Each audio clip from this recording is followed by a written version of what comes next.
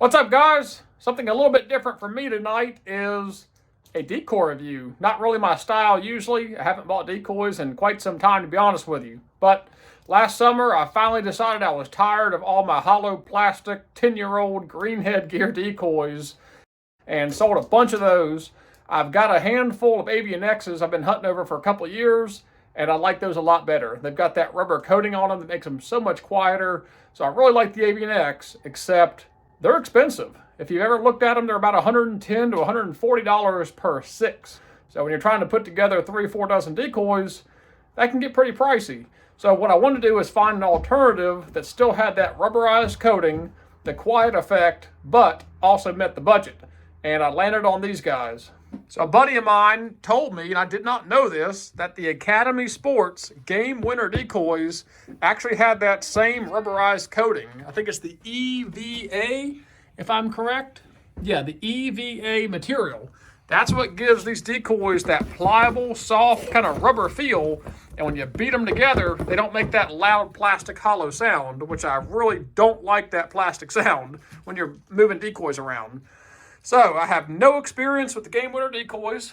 I bought 2 boxes, so a dozen of them. I did unbox them, so I can show them to you right here. I have not opened this box yet, but here they are. This is the Drake gadwall. This is the hen gadwall. The paint scheme looks pretty good in my opinion. It's got just enough detail. It's got a 3-dimensional kind of look to it.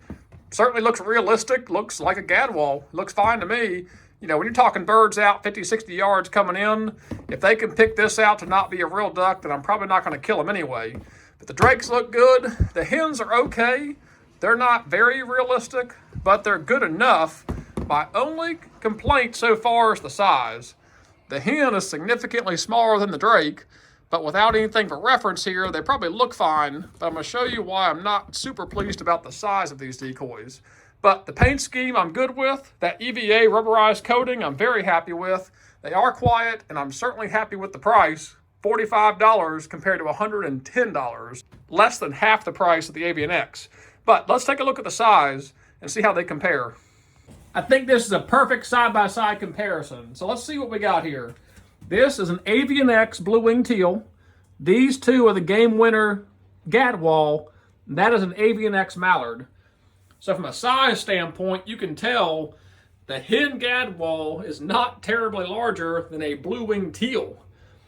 The drake is, larger, but both the drake and the hen gadwall were way smaller than the Avian X hen mallard. So that is certainly something to consider when you're looking at these decoys. They are going to be much smaller than what you may be used to. The question becomes, does size matter? And you're going to have to answer that one on your own. But in the decoy world, I believe so. When you've got a flock of decoys out there that are the size of teal, when they could be the size of full-size mallards, you're leaving a lot on the table, in my opinion. So if you're just looking for some brown filler decoys in your spread just to add numbers, these are probably fine. But if you're looking to run a small but larger, more realistic-looking spread, you might want to spring for something a little bit larger in size, like the Avian X gadwalls, or any of the Higdon and all the other brands, which are all probably going to measure larger than these guys. Size is certainly a consideration here. I'm not thrilled with the size, but mixed in with all the other Avian X decoys I'll run, it's probably going to be okay. And of course, it's obvious I've not ran these decoys yet to do a full review on how they perform in the field, but initially, happy with the color of them, happy with that EVA pliable rubberized coating, not super happy with the size of them. But at $45, we're going to run them for a season and just see how they do. That's going to wrap this one up. Nothing too exotic, not going to get long-winded here, but I just wanted to show you guys something new I was trying and show you how it compared to the rest of the decoys I had that are a much more expensive price point. So I've got the 3 hens all set up here together, the Avian X teal, the gadwall Game Winner, which are these guys right here, and then the Avian X hen mallard.